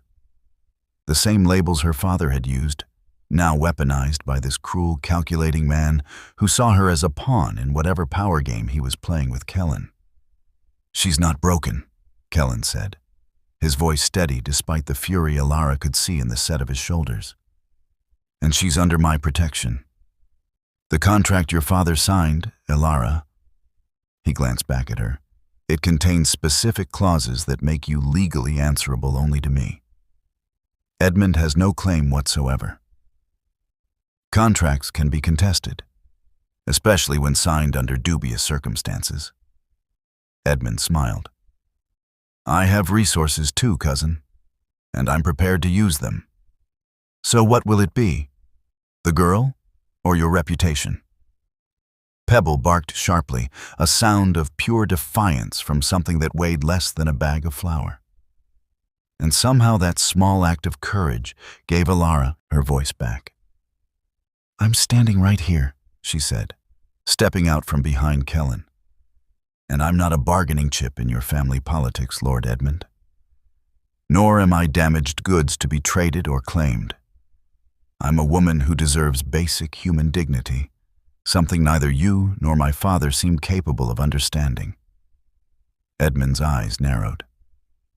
"How dare you? How dare I what? Speak? Have an opinion about my own fate? Assert that I'm a person rather than property?" She was shaking now, but with anger rather than fear. "You're right that I have no power here, no legal standing, no protection beyond what Garrick, what the Duke, chooses to give me. But that doesn't mean I'll be silent while you discuss my future as though I'm livestock." For a moment, Edmund simply stared at her, clearly unused to being challenged. Then he laughed, though the sound held no humor. "Well, Kellen, I'll grant you this. She's certainly spirited. But spirit doesn't change facts. By tomorrow evening, I'll have documentation from the family council demanding your return to London. And when you refuse, as I suspect you will, things will become very unpleasant for everyone involved." He moved toward the door, then paused. "Oh, and Miss Hollis? You should know that your father is currently circulating rumors that you died during travel to the colonies. Tragic fever, apparently. No one in London knows you're alive, which means no one will miss you if you simply disappear. Do consider that when you're deciding whose protection to trust. Edmund swept from the room, his footsteps echoing down the corridor. They heard the front door slam, the carriage wheels on gravel, and then silence broken only by Pebble's agitated whimpering. Kellen turned to face Elara, and she saw in his expression a mixture of guilt, fury, and fear that matched her own churning emotions. "I'm sorry," he said quietly. "I should have told you the truth sooner. I should have. You're the Duke." She needed to say it aloud, to make it real. "All this time, you were Duke Kellen, and you let me believe you were a slave named Garrick." "Yes." "Why?" He reached up to touch the collar at his throat, and she noticed for the first time that it wasn't locked. It was designed to look locked, but it opened with a simple mechanism. He removed it, and without it, his bearing shifted subtly. He stood straighter, commanded more space, became somehow more and less than the man she'd fallen in love with. "Because," he said, "I needed to know you would love the man beneath the title. And because I'm a coward who was afraid of exactly this. Afraid that once you knew who I was, everything would change." Elara looked at this man who'd been Garrick and was now Duke Kellen, who'd bought her freedom and given her truth and was now standing in a library looking at her with desperate hope, and realized that Edmund had been right about one thing. Everything was about to change. Edmund returned before dawn, and he didn't come alone. Elara woke to the sound of shouting and Pebble's frantic barking. She threw on a robe and rushed into the corridor to find Hannah already there, her face pale in the lamplight. "Lord Edmund's brought men," Hannah said urgently. "He's demanding entrance, claiming authority from the family council to remove you from the Duke's custody." "He can't. He's trying, miss, and Mr. Garrick, the Duke, he's down there now, but Edmund's brought magistrates' men and official-looking documents, and—" Hannah's voice broke. "Oh, miss, I'm so frightened." Elara's mind raced. She'd spent most of the night lying awake, processing the revelation of Kellen's identity, trying to reconcile Garrick the gardener with Duke Kellen Ashford, one of the most powerful nobles in England. She'd been angry, confused, hurt by the deception. But underneath all of that was the undeniable truth that she loved him.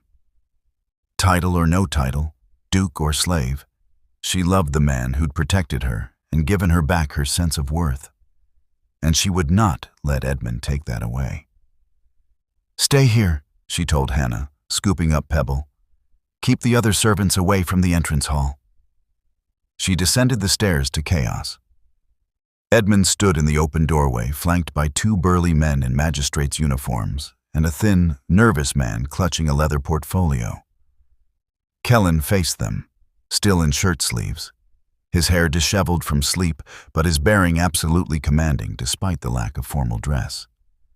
"You have no authority here, Edmund," Kellen was saying, his voice deadly calm. "This is my property, purchased with my own funds, and you have no right to—" "I have every right granted by the family council." Edmund thrust a document forward. "This authorizes me to investigate your activities and, if necessary, remove any complications that might damage the family's reputation. The girl qualifies as a complication." "The girl has a name," Elara said from the stairs, drawing every eye in the room. "And she's not leaving with you." Edmund's smile was predatory. "Miss Hollis, how convenient. Gentlemen, if you would be so kind as to escort the young lady to the carriage, touch her and I'll have you arrested for assault." Kellen moved to position himself at the base of the stairs, blocking Edmund's men from approaching. "On what authority?" "You're currently under investigation by the family council. Your decisions carry no weight until this matter is resolved. Edmund nodded to his men. Remove the collar first. I want him to drop this absurd pretense.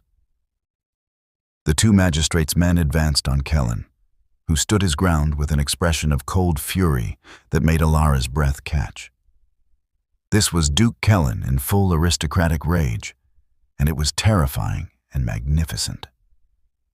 I am Duke Kellen Ashford, he said, his voice ringing through the entrance hall with absolute authority. 5th Duke of Ashford, Lord of the Northern Marches, member of the King's Privy Council. And you, Edmund, are attempting to kidnap a woman under my direct protection during an active investigation sanctioned by the Crown itself. Edmund's smile faltered slightly. What investigation? The slave trade route operating between London and the colonies. The one your friend Lord Cartwright has been funding for the past 3 years. Kellen's words fell like stones into still water. Did you think I wouldn't notice the pattern? The gambling debts that appeared suddenly in certain noblemen's accounts? The way those debts were settled by selling family members to mysterious buyers? The ships that left London harbor bound for the colonies with cargo that was never properly documented? The thin man with the portfolio had gone very pale. Edmund's jaw tightened, but he maintained his composure.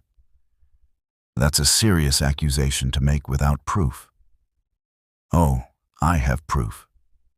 2 months' worth of documentation, witness testimony, financial records, all compiled during my investigation as Garrick the slave. Kellen gestured to himself, to the iron collar he'd replaced that morning. The perfect cover, you see. A duke in bondage, purchased by the very syndicate I was investigating. They never suspected that the man they were selling and reselling was documenting their entire operation. Elara's hand flew to her mouth. The truth was so much larger than she'd imagined. Not just a man hiding his identity, but an entire covert investigation to dismantle a criminal network. Lord Hollis was part of it, Kellen continued, his eyes on Elara now, apologetic and fierce. Your father sold you to settle debts with Cartwright's syndicate, believing he was consigning you to genuine slavery. I purchased you from their representative to get you out of their hands. Everything I've done, the contract, bringing you here, the physician's examination, all of it was to protect you while I gathered the final evidence I needed. You're lying, Edmund said, but there was uncertainty in his voice now. This is a fabrication to justify your negligence. The king himself authorized my investigation. Kellen produced a folded document from inside his shirt, the royal seal unmistakable even from a distance. I report directly to His Majesty on matters related to the slave trade. Your family council has no authority to interfere with crown business. The magistrate's men exchanged nervous glances and stepped back from Kellen. Edmund's face had gone from confident to calculating, searching for a new angle of attack. Even so, the matter of the girl, the matter of Elara, Kellen interrupted, is that she was a victim of this syndicate, rescued during my operation, and is now under Crown protection as a material witness. Any attempt to remove her from my custody would be obstructing a royal investigation. I believe that's still a hanging offense, Edmund. Would you like to test that theory? Edmund's hand clenched on his walking stick. You can't prove any of this. Can't I? Kellen smiled, and it was not a pleasant expression. Shall we discuss the £5,000 that appeared in your account last month? The same amount that disappeared from Cartwright's holdings the same week? Or perhaps we should talk about the ship you partially own that's currently anchored in Bristol, the one with hidden compartments in the hold. The color drained from Edmund's face. You've been investigating me. I've been investigating everyone connected to the syndicate. You were careless, cousin. Greedy men usually are. Kellen took a step forward, and Edmund actually backed away. Here's what's going to happen. You're going to leave this house immediately. You're going to return to London and wait for the king's summons, which will arrive within the week. You're going to cooperate fully with the Crown's inquiry, or I will personally ensure that you spend the rest of your life in a cell considerably less comfortable than this manor. The family council. The family council will do exactly as I tell them, as they've done for the 6 years since I inherited the title. I am the Duke, Edmund. Not you, not the council. Me. And my word is law within this family. Kellen's voice dropped to something dangerous. Now get out of my house before I forget that we share blood and have you dragged out. Edmund's mouth worked silently for a moment, rage and fear warring across his features. Finally, he gestured sharply to his men. This isn't over, Kellen. Actually, it is. Your part in the syndicate is finished, your ambitions are dead, and your freedom exists only at my discretion. I'd suggest you learn to live with that reality. Edmund swept from the house, his men scrambling after him. The thin man with the portfolio dropped it on the floor in his haste to escape, papers scattering across the marble. The door slammed, and silence descended like a weight. Kellen stood very still for a long moment, his back to Elara, his shoulders rigid with tension. Then he seemed to deflate slightly, the aristocratic fury draining away to leave something more human and vulnerable. I'm sorry you had to witness that, he said quietly, still not turning. I'm sorry for all of it. The deception, the danger I put you in, you saved me. Elara descended the stairs, Pebble still in her arms. You didn't just buy me from my father. You saved me from being sold into actual slavery. I should have told you sooner. Should have explained. Yes, you should have. She reached him, stood close enough to see the exhaustion in his face, the weight of secrets finally revealed. But you were protecting me, protecting your investigation. I understand that. He finally turned to look at her, and the vulnerability in his eyes nearly broke her heart. Do you? Can you understand why I let you love Garrick instead of Duke Kellen? Why I needed to know you'd choose the man rather than the title? I can understand fear, she said softly. I can understand wanting to be seen for who you truly are rather than what society labels you. God knows I understand that better than most. Kellen's hand rose to cup her face, his touch gentle despite the violence he'd just displayed. I love you, Elara. Not as the Duke who can give you status and wealth, but as the man who found peace in your company, who discovered that reorganizing libraries and playing with puppies matters more than any amount of political power. I love you too. Both of you, Garrick and Kellen, the gardener and the Duke. Because they're the same person, aren't they? The same man who saw value in me when my own father declared me worthless. Hannah's voice came from the top of the stairs, tentative but relieved. Your Grace? Should I prepare breakfast? I expect you'll both need fortifying after that display. Kellen laughed, the sound startled out of him, and some of the tension in the room dissolved. Yes, Hannah. And perhaps send word to Thomas that Lord Edmund is no longer welcome on the property. Ever. With pleasure, Your Grace. As Hannah bustled away, Elara studied the man before her, Duke, investigator, protector, the person who'd given her back her future. What happens now? With the investigation? With Edmund? With...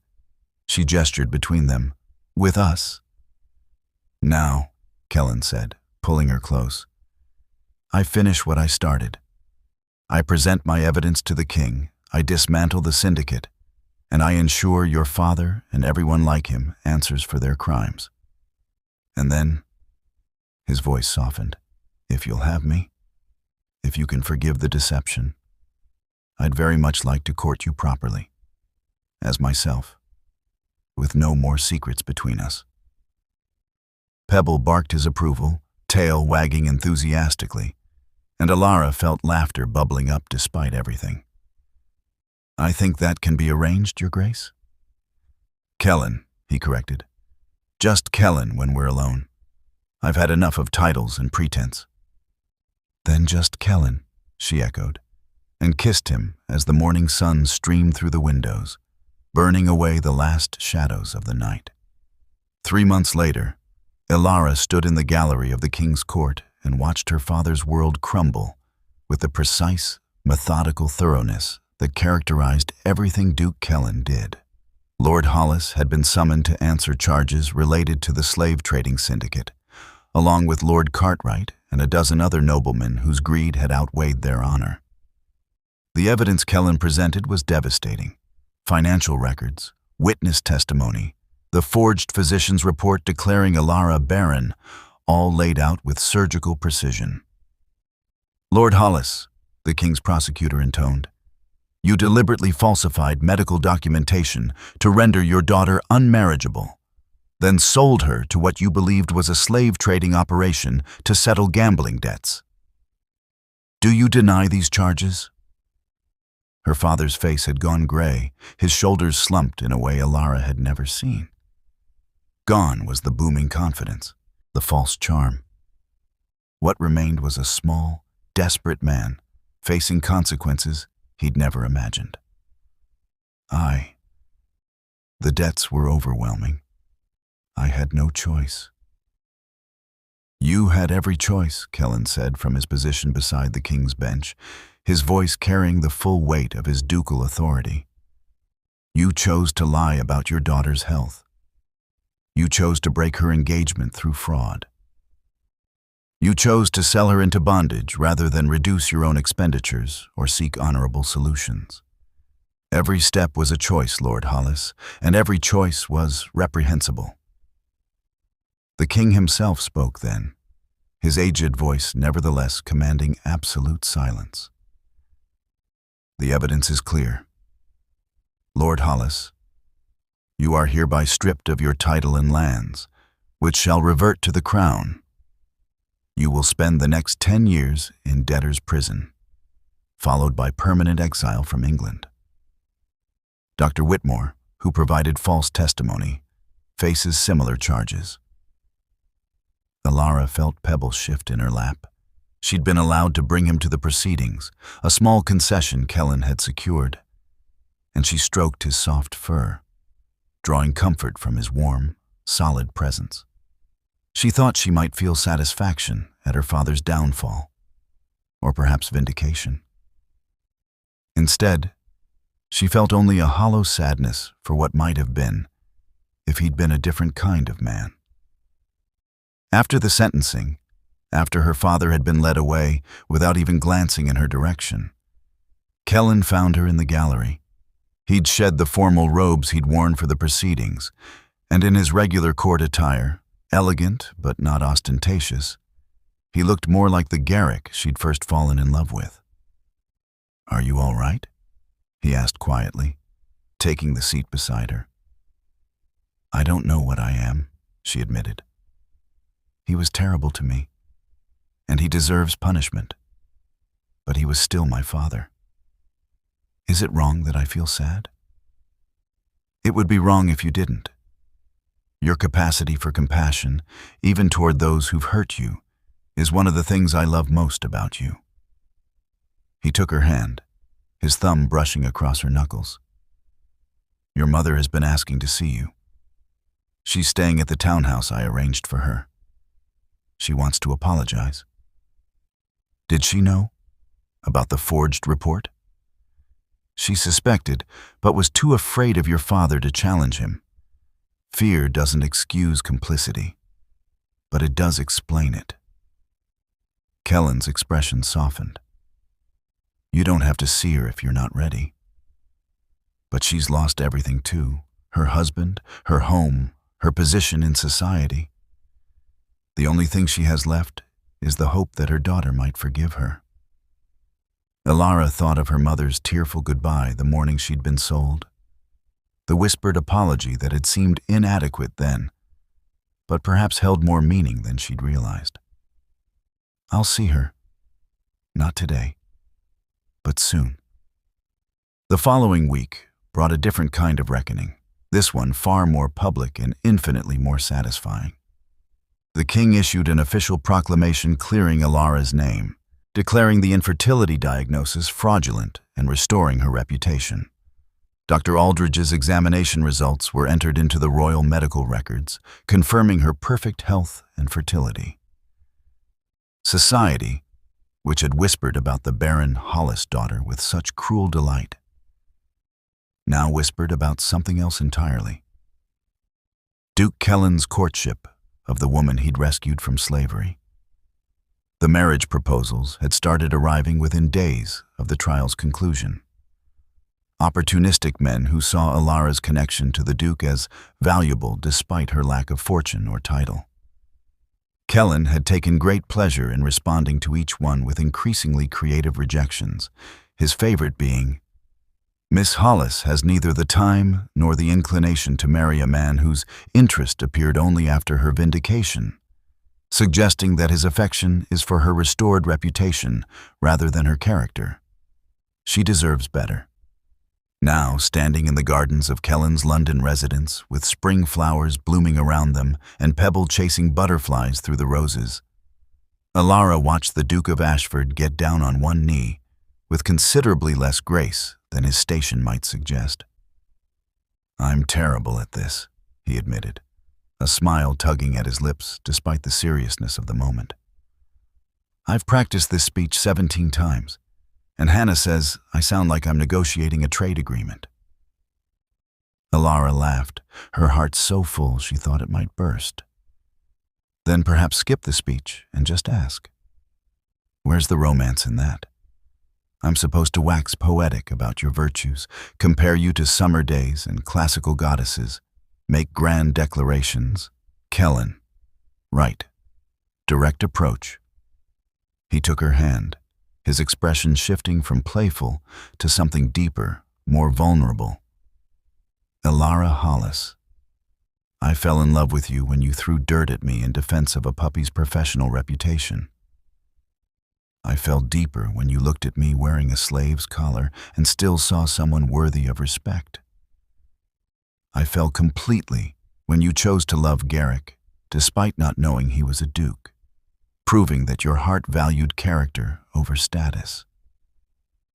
"That sounds remarkably poetic for someone who claimed to be terrible at this," she observed, though her voice wavered with emotion. "I'm not finished. You taught me that titles and power mean nothing compared to kindness and courage. You showed me that true nobility comes from how we treat others, especially when we have nothing to gain from their good opinion. You are the wisest, bravest, most compassionate person I've ever known, and I want to spend the rest of my life trying to deserve you." Pebble bounded over and sat directly on Kellen's foot, apparently deciding this moment required his supervision. Kellen laughed and scratched the puppy's ears without losing his grip on Elara's hand. "Even Pebble agrees this is taking too long," Elara said, tears streaming down her face now. "Yes, Kellen. Of course, yes. I love you, both of you, all of you. The Duke and the gardener, and the man who plays tug-of-war with ridiculous enthusiasm. Yes."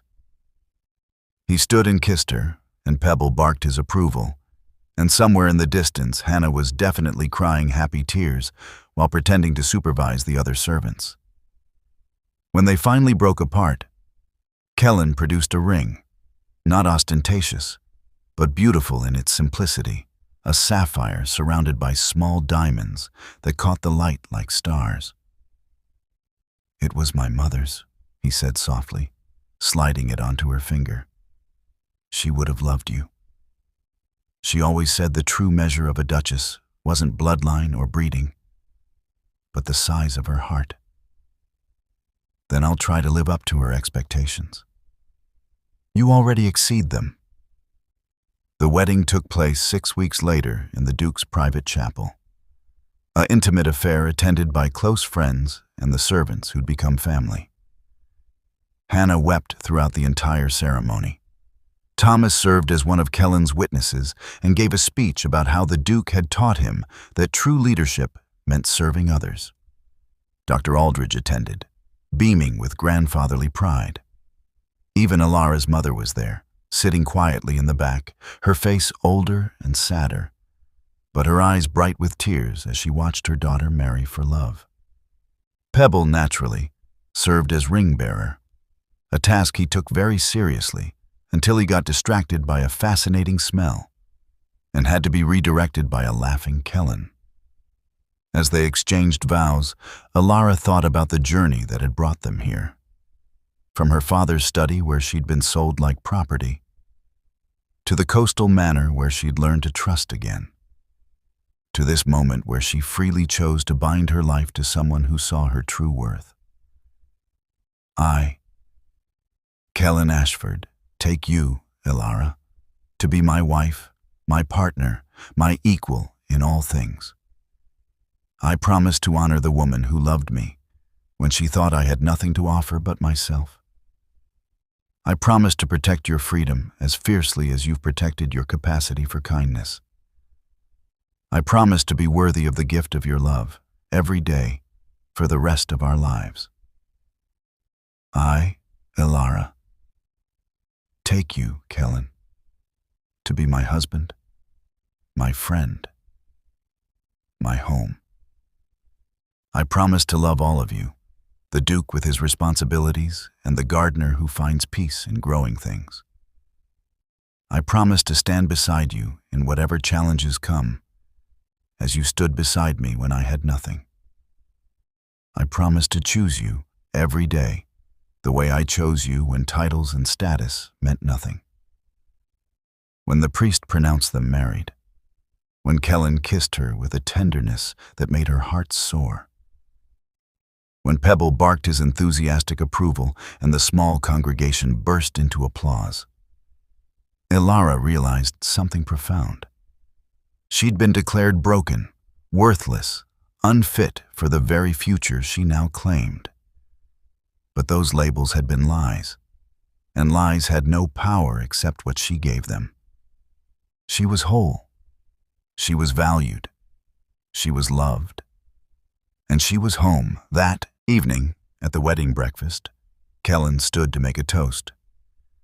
"To my wife," he said, his voice carrying across the room, "who taught me that the most important title anyone can hold is not Duke or Duchess, Lord or Lady, but simply human being, worthy of dignity and respect. Who proved that love based on character rather than circumstance is the only kind worth having. Who showed me that rescuing someone else can sometimes rescue yourself."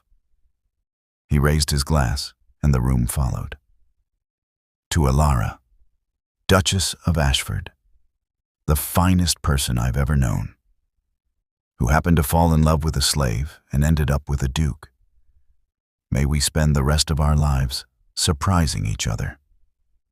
As Elara looked around the room, at Hannah beaming with pride, at Thomas trying not to cry, at her mother smiling tremulously from the corner, at the man beside her who'd given her back her future, she felt the last shadow of her father's lie finally dissolve. She wasn't broken. She never had been. She was exactly who she was meant to be, and that was more than enough. Pebble, curled at her feet beneath the table, snored contentedly through the entire toast, apparently satisfied that his humans had finally sorted themselves out. And in the coastal manor where their story had truly begun, the roses Kellen had planted bloomed in wild profusion, testament to the truth that even in the harshest conditions, with patience and care, broken things could grow whole again. If you made it all the way to the end and you felt anything, hope, tears, that flutter in your chest when Kellen got on one knee and you still haven't subscribed, I honestly don't know what will convince you. This channel exists to tell stories about people society has labeled as broken who discover they were whole all along. Stories about dignity, worth, and love that sees past the lies. And every single day, I lose subscribers because the algorithm buries these narratives in favor of drama and toxicity. So here's my ask. If Elara's journey from infertile and worthless to Duchess and beloved touched something in you, don't let this be where her story ends. Subscribe so you're here for the next woman who needs to hear she's not broken. Share this with someone who needs to know their worth isn't determined by someone else's lies. Like this video so the algorithm knows that stories of restoration matter more than stories of destruction. Because somewhere out there, there's a woman who believes she's exactly what her father, her ex, or her doctor told her she was. And she needs to meet Elara. Don't let her miss this. Please. At the end of this video, you'll see a suggestion for another powerful story from our channel. Click it and let yourself be surprised by even more unforgettable emotions with love. The Victorian Royal Stories team.